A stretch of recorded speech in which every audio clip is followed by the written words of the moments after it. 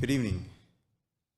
Preparing this evening's invitation, as I do all the times, I ponder on what thoughts come to me every day of the week, either at work or some things I go through when I was in school, or just a simple question that just impacts me the most. I did think about a fisherman story before I prepared my class, but I did not go with that, Jeff. Tonight, I just wanted to speak about some words that Jesus said at the beginning of the Gospels. And one of those words that impacts me so perfectly, simple, that my heart sometimes touch, and I cannot help but draw near closer to him. And one of those words that I'm speaking about is found in the beginning of John's Gospel. Jesus is calling some of his first disciples who ask him a couple of questions. Where are you staying? Can anything good come from Nazareth? Can anything from Nazareth be good?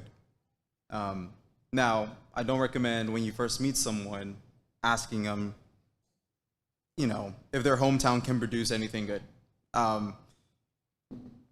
I, for instance, don't ever say, does anything good come out of California, from Oklahoma? I think it's just an off way to put things. But, Jesus' response to both those questions was, come and see. It is such a simple invitation that the disciples whom Jesus is calling follow.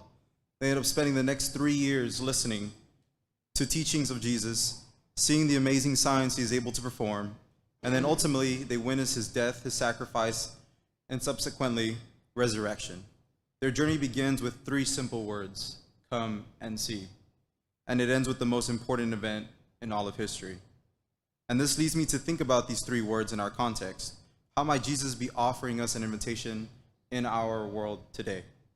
First of all, there's an invitation to follow Jesus through baptism, to commit to a life of discipleship where we are being formed and shaped into an image of God that we see in the person, teachings, death, and resurrection of Jesus.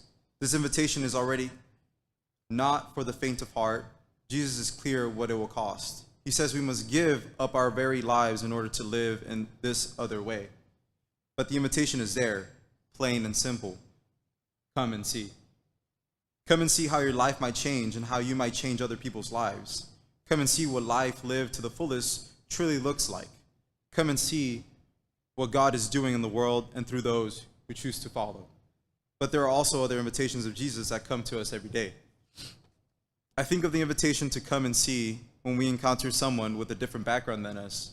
Perhaps Jesus in that moment is asking us to come and see what it might look like to simply listen and learn, or what it might look like to work for reconciliation when needed with someone who is different than you.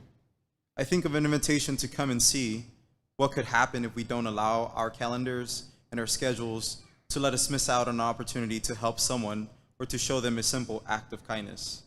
I think of an invitation to come and see what it might look like to swallow your pride or need to be right and instead offer compassion to someone else, perhaps a coworker, a family. I think of an invitation to come and see how you might be able to serve someone else and how your service might provide a smile and a bit of happiness to someone who didn't even know they needed it. There are invitations all around us. Jesus invites us to come and see what a life lived in devotion to him can lead to. May we have eyes to see, and may we take the time to answer his invitation today and this week by following his invitation.